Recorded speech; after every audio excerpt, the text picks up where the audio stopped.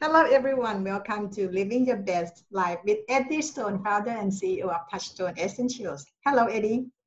Hi, Perry. Great to be with you this morning. Yes, my morning, your evening. How are you? Yeah, we're doing well. Trying to stay warm. We've had a cold spell here in the Carolinas, really all of most of the U.S., the Midwest and the Northeast. My daughter was with some friends in New Hampshire this weekend, and they were in minus 10, minus 15, and a couple feet of snow, and just really, we have, I think they called it an Arctic blast or an Arctic vortex with some very, very cold air coming out of Canada. So our friends in Canada have sent us some nice cold air, but they tell us we're going to warm up the next couple of days. So I'm looking forward to that. It's a little too cold for me. Okay. Here the weather is nice. The sky is blue. Oh, I'll bet it's nice and warm. Okay, Eddie, I would like to start the question, from Vivian. She asked a question, can I add zeolite to cook food or soup? Will there be a formula to add it in cooking?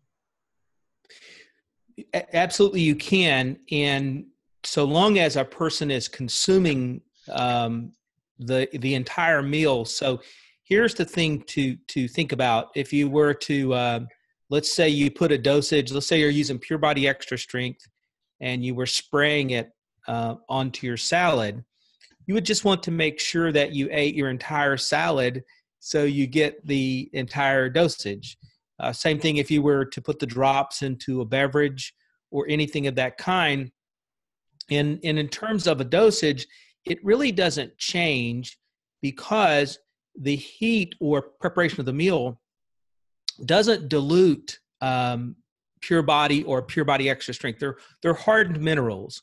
So the heat or whatever preparations or whatever ingredients a person would have in their meal, it's not going to get in the way of the function of the product. When you digest your meal and things are naturally separated in the gut and the large intestine and basically the digestive tract, it's going to migrate, out of the gut for the particles that are small enough into the soft tissues and the bloodstream, or in the case of Pure Body, it's so small, it will immediately start migrating into the lining of the gut or even the esophagus as it's passing through.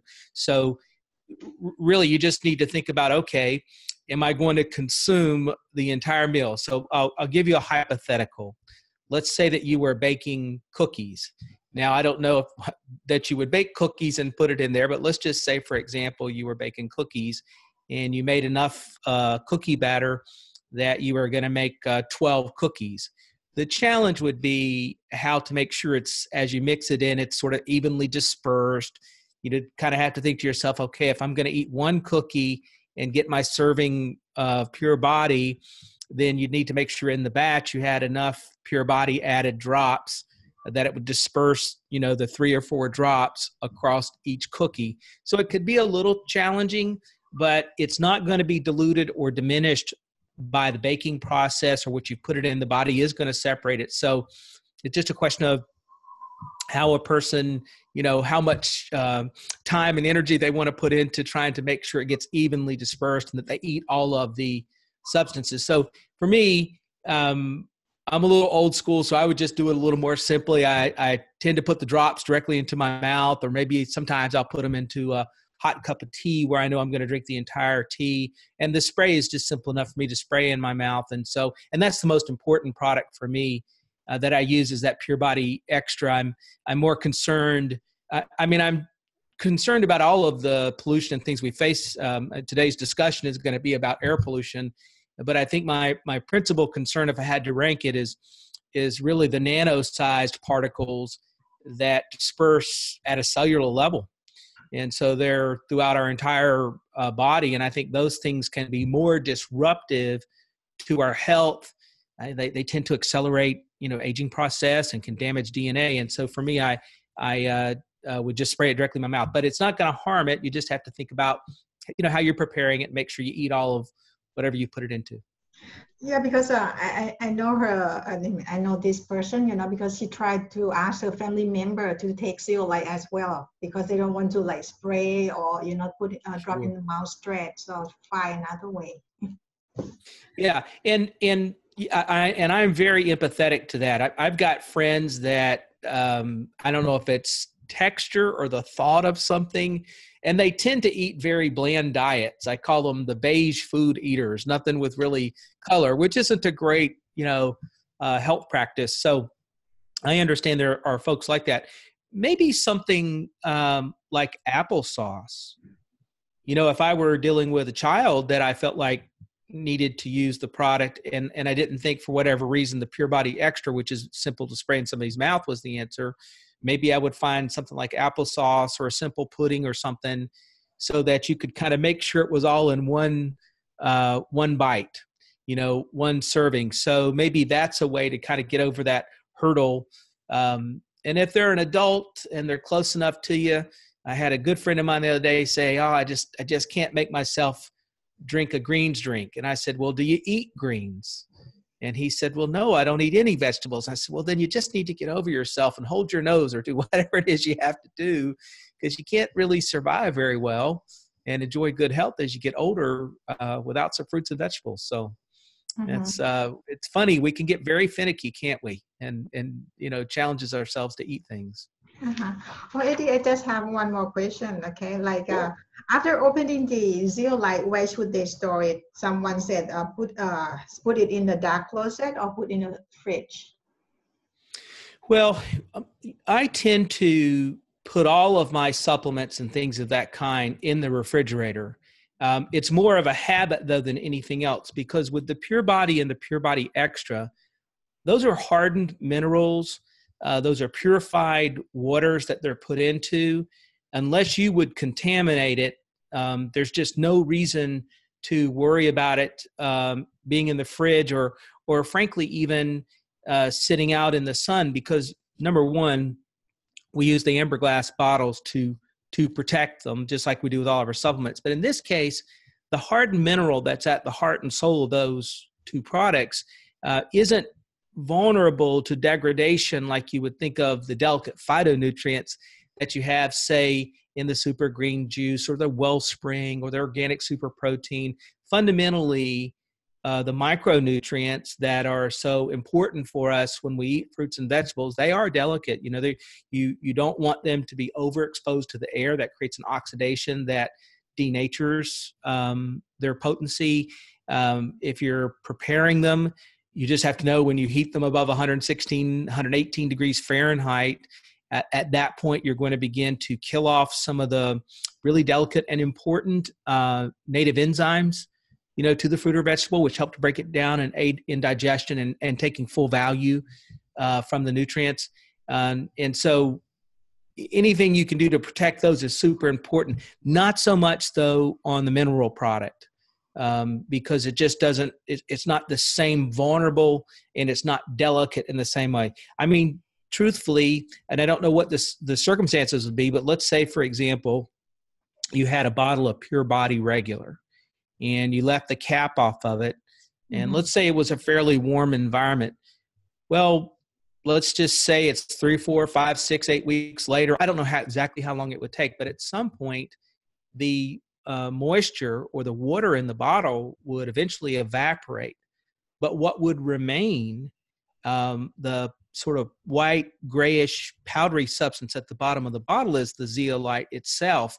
And in that case, if you just added more water, that zeolite is going to be just as valuable as it was before, because it's not going to have, just because the water is gone, just makes it a little more difficult to keep track of and use if you try to use it as a powder. I mean, for example, one of the reasons that we put the Pure Body in a highly cleansed water solution is because it's so fine a powder that trying to manage it as a powder is just really almost impossible. Even working with it in a bottling environment inside the manufacturing facility, if we didn't have it already wet moist, basically in a slurry or a solution, we just wouldn't be able to manage. It's almost like talcum powder, if people are familiar with that, where it's easily atomizes into the air, and it's just difficult to keep a hold of. And so that's one of the reasons why people that sell the standard tubs of powder zeolites online, one of the reasons why those are such large molecules is if they were smaller, it'd be really difficult for people to manage them. And then you might even think about, you're trying to take a tablespoon of a dry powder or something like that. You sneeze or breathe, or it goes up your nose, or whatever it happens to be. And so the zeolite's very sturdy. And so even if dried the bottle, it'd still be good. I don't encourage anybody to do that, but it's very durable. Okay, thank you. And now we are going to talk about the air pollution, right? We are. So today, I think I shared with you that the title should be "Air Pollution is an Invisible Killer." And it's really one that can poison us, or poisons us, I should say. It's not can, it does, really on a day-by-day basis. And it's really insidious, how it can affect us. But before I get into that details, I did promise everybody last week that I would fill in a little bit, or go back and revisit just a little bit the subject matter of Roundup or glyphosate as a weed killer.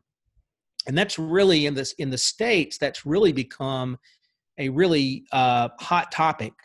Some of our larger retailers, such as Target, and now I guess there's some consideration at Home Depot and some other of these, really what we refer to them in the States as big box stores, these large retail mega stores that sort of, in some cases, sell almost everything. Some of them, including Target and Home Depot, have considered to stop selling Roundup, and Costco, one of the larger warehouse clubs, has actually made the decision that over the course of the next year, they're going to go ahead and stop selling Roundup. And part of the reason why is it is an effective weed killer, but it also has other ramifications for its impact on the environment, because it basically, in our society here in the U.S., and I think this is really true in most of the developed world, it's really made it into sort of every aspect of the food supply. I mean, there's really millions of pounds of this. I think last year it was 300 million pounds of this has been applied yearly in the preparation of crops like corn, soy, and canola. And what's attractive is Monsanto and some of the other seed producers have hybridized, genetically modified their seed, is actually the way to say it, not hybridization. They've genetically modified the seed so that it's resistant as a plant to Roundup or glyphosate, but the weeds and the things it's trying to kill are not, right? Which, okay, that sounds pretty good. The challenge is that it's made its way into other crops that are not genetically modified. Of course, I'd prefer not to eat anything that's genetically modified. And so it's got into the water supply. The UK government, the British government, recently revealed in some of their research that 60% of breads sold in Great Britain have residue from glyphosate in it, or Roundup. 60%, right? And so you almost can't get away from it. Most believe it's in 100% of all breakfast cereals that are used in the U.S. and Canada. Now, we don't know that we can test everyone, or everyone's been tested, but everything that has been tested shows it's in there.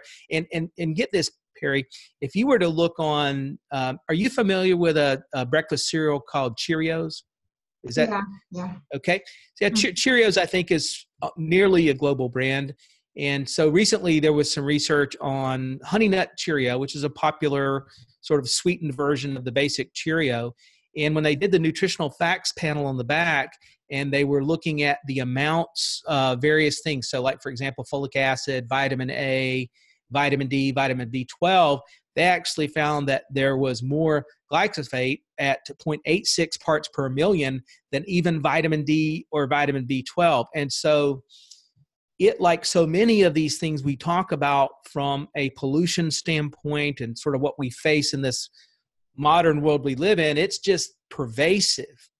And I know that organic is not 100% solution, but at least when we're buying organic, we're at least trying to promote farmers and growers not to use these synthetic chemicals, which seem to be even more challenging for us to deal with on a cellular level. And so I just, it's an issue I have a lot of passion for. And I hope for those that listen to this show that you'll educate yourself and educate your family, because there's no question that it makes you more vulnerable to disease. It can be a hormonal disruptor. It can cause and wreak havoc on your endocrine system. For some individuals that are doing everything perfect from a weight control standpoint, and yet they're still heavy, even though they eat right, they exercise, they do all these things, in large part, it's because of the disruption from chemicals that they face day in and day out. And so I wanted to go back and revisit that because I think it's really a critical issue. I hope as people think about the decisions they make and the foods they buy, they'll just try to take a little extra time.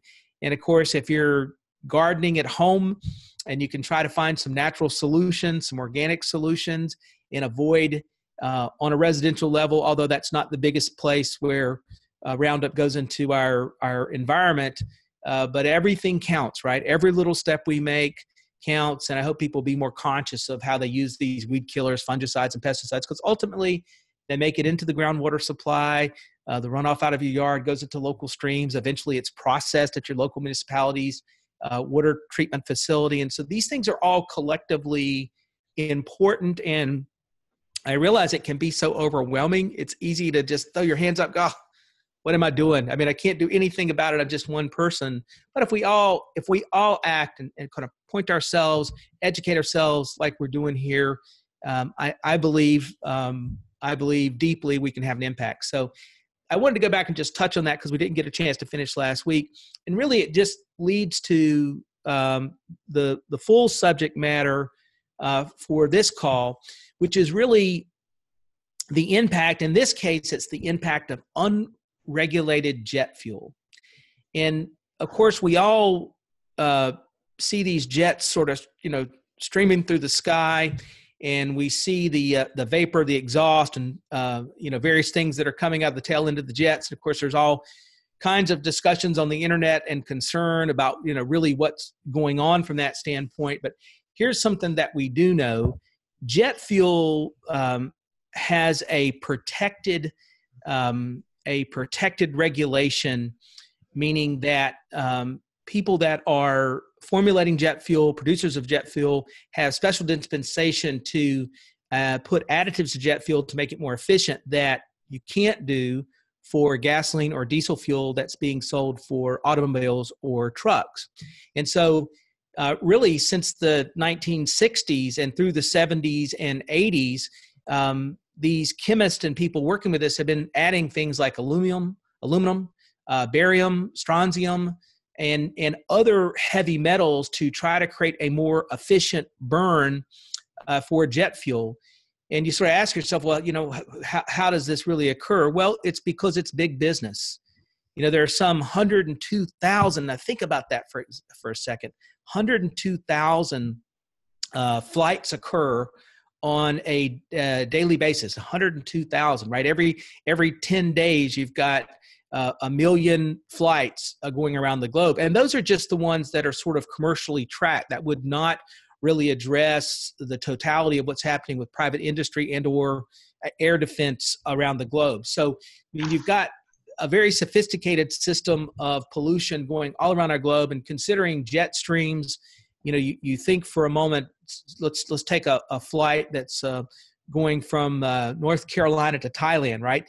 That's a flight that will probably cruise at 38 to 40,000 feet in the air, right? So it's high up in the atmosphere, up in the jet stream. And so literally the pollution coming out of that plane, the barium, the aluminum, the strontium, the cadmium, and the other things that are used in that toxic mix to make that fuel more efficient it's going to disperse on a global level. And so no one is really immune to what I refer to as the invisible killer that is the result of this. And the things for, us that we face is that it can impact all the way down to creating birth defects. And so a pregnant woman, with exposure to toxic heavy metals, it can impact the development of the fetus. But even before then, a young couple trying to get pregnant, pollution, heavy metals can damage not just the egg, but it can damage the sperm. And so even before we have the child developing inside the womb, we can have these issues. And so it's not just though that it's birth defects that we face with this unregulated pollution, neurodegenerative diseases. So we know that it can impact the development of the DNA. It can impact how the brain develops, particularly for adolescents. So if you think about your kids, I think about my kids. There's a certain maturation that no matter what we do just has to take place over time, right? My daughter, and I think this is true for most girls, right? They mature a little quicker generally than the boys, but it takes time. But think about the disruption of heavy metals and environmental pollutions on that process. And, you couple that with all the exposure to EMFs and other radiation processes. It's really, you can see why in a modern world, we're facing a lot of the issues that we face. And so cancer, more vulnerable to cancer. Anytime you're damaging DNA, a person's more vulnerable to cancer, bone disorders, autoimmune issues. And maybe the more insidious part of this, and we've talked about this a little bit on the show before, is in order to use those additives in jet fuel effectively, such as the mercury and the aluminum and the cadmium and the other things that you find there, they have to be nano-sized. And so now you're talking about taking these, particles that are absolutely not healthy for human beings, and you're talking about nano-sizing them so that they're even more prolific and more dispersed and even more challenging for us to deal with at a cellular level. And so I guess for some people that, are seeing our show for maybe the first time, or they've caught up a couple of our shows, there's a constant theme from my standpoint that I tell people about. One of them is, hey, ultra-processed foods, because of the lack of fiber and micronutrients, aren't supporting your body's natural ability to detox. And make no mistake about it, in a modern world, the invisible killer is the environmental pollution that goes with modern living. And so you have to have a strategy to detox. This isn't something that you can take a casual attitude about, or you're not going to live to your max or live to be your healthiest, right? So clean water and clean food whenever you can, and clean air anytime you can. These things are important. Eating a diet that is rich in green leafy vegetables, other herbs and things that we know support the body's ability to manage environmental pollutions and help to detox. And then for me, very proactively, won't be shy about this at all, I believe zeolites need to be a part of a person's protocol for really trying to manage this sort of modern exposure. And so you've got the Pure Body Regular, which helps primarily with the digestive system and the primary arteries in the body. And then you've got the Pure Body Extra, which is really saturates the body at a cellular level, the entire body. So you've got full coverage. And so for me, just as I try to think about the quality of the food I eat each day, I think about detox. And I think about that as a strategy to manage myself as I get older. It's a way for me to slow the progress of aging, to slow the progress of issues associated with arthritis and other things. And so that's really what I wanted to talk about today, and to get people to really open their minds up and think about, what's happening when we have unregulated chemicals in our lives. And unregulated jet fuel is one of those that we really can't get away from. So it's important for us to recognize the exposures happening no matter what, and then try to develop a lifestyle that helps our body better manage and deal with these toxins. I don't, I don't find it's easy because with air polluted with jet fuel, you cannot get clean water, cannot get clean food, because it's from the air. How can we avoid that? It's super difficult, no? It really is, Perry. And so for me, I try to drink water that comes from a good filtered source. And I know that that's not perfect, but at least that's a step in the right direction. I try to make sure I buy fruits and vegetables that are grown with the best practices possible, organic when at all possible. And then we try to make sure we wash and prep our fruits and vegetables. And we try to eat as many meals as we can in our home where we're able to have a little more control on the prep and the washing of the fruits and vegetables, all things we can. Again, it's not perfect. There's no way to avoid it.